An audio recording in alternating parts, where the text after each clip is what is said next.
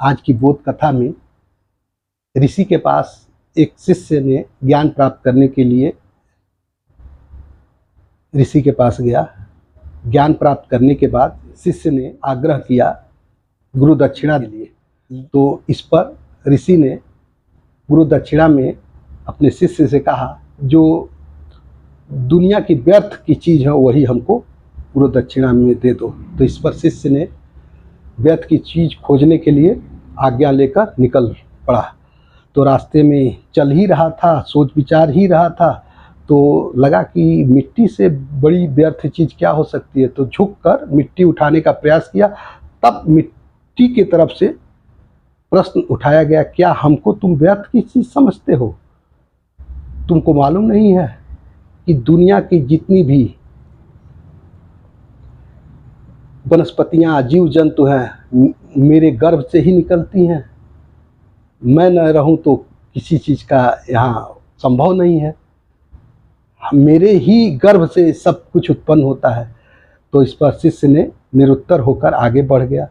फिर व्यर्थ की चीज़ खोजते हुए आगे बढ़ा। तो रास्ते में चल ही रहा था तो एक पत्थर का टुकड़ा मिला।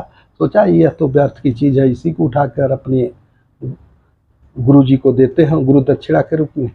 तो जैसे ही झुका तो पत्थर की तरफ से फिर वही प्रश्न उठा, तुम इतने ज्ञानी होते हुए हमको व्यर्थ की समझते हो?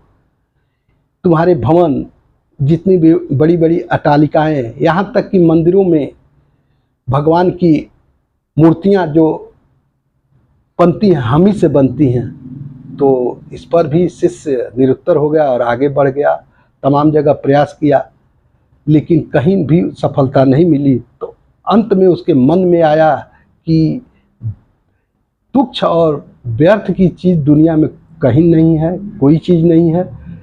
तुच्छ और व्यर्थ की चीज़ अहंकार है, यही सबसे तुच्छ और अहंकार है। यही सोचकर पुनः वापस अपने ऋषि के पास, अपने गुरु के पास गया। गुरु दक्षिणा के देने के उद्देश्य से गुरु के पास पहुंचते ही कहा कि हम इतना भटके लेकिन हमको व्यर्थ और तुच्छ चीज़ अहंकार के रूप में मिली। मैं चाहता हूं अपना अहंकार मैं आपको गुरु दक्षिणा के रूप में दूं। तो इस पर ऋषि ने उसको, अपने शिष्य को गले से लगा लिया। यही बोध कथा है।